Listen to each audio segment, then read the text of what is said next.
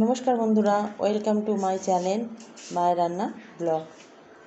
আজকে রেসিপিটি বানাতে আমার উপকরণগুলো আমি আপনাদের সঙ্গে শেয়ার করে নিই। প্রথমে আমি নিয়েছি চিকেন কিমা, দুটো ডিম, আর নিয়েছি গোটা গরম মশলা, আর এদিকে রয়েছে পেঁয়াজ কুচি, ক্যাপসিকাম কুচি, রসুন কুচি, কাঁচা লঙ্কা কুচি আর গাজরের কুচি। তো প্রথমে আমি আর বেঁচে যাওয়া ভাত রয়েছিল আমার কিছুটা, সেই ভাতটা আমি নিয়ে নিয়েছি। প্রথমে আমি কড়াই গরম বসিয়ে দিয়েছি গ্যাসটা গরম হলে পরে আমি দিয়ে দিচ্ছি তাতে রিফাইন তেল। এবার এদিকে আমি ডিমটার মধ্যে একটু সামান্য পরিমাণ নুন দিয়ে আমি ডিমটাকে ভালো করে ফেটিয়ে নিচ্ছি।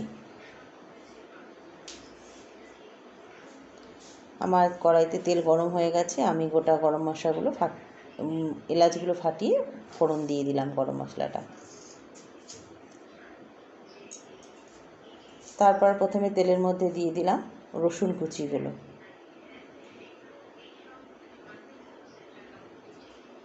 রসুন কুচিগুলো একটু লালচে হয়ে যাওয়ার পর আমি দিয়ে দিলাম তার মধ্যে কাঁচা লঙ্কা কুচিগুলো। কাঁচা লঙ্কা কুচিগুলো দিলে রান্নার একটা বেশ সুন্দর কাঁচা লঙ্কার ফ্লেভার আসে। তারপর দিয়ে দিচ্ছি পেঁয়াজ কুচিটা দিয়ে নাড়াচাড়া করে দেওয়ার পর আমি দিয়ে দিচ্ছি ক্যাপসিকাম কুচিগুলো দিয়ে ভালো করে নাড়াচাড়া করে নিচ্ছি।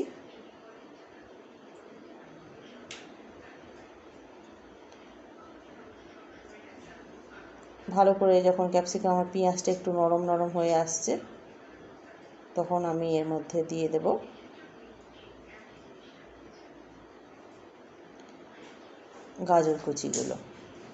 গাজরগুলো আমি ঝিরিঝিরি করে কেটে নিয়েছি যাতে ভালোভাবে সেদ্ধ হয়। বন্ধুরা, আমার এই রান্নাটি যদি আপনাদের ভালো লাগে তাহলে অবশ্যই চ্যানেলটি সাবস্ক্রাইব করে আমার পাশে থাকবেন। এরপর আমি দিয়ে দিলাম চিকেন কিমাগুলো।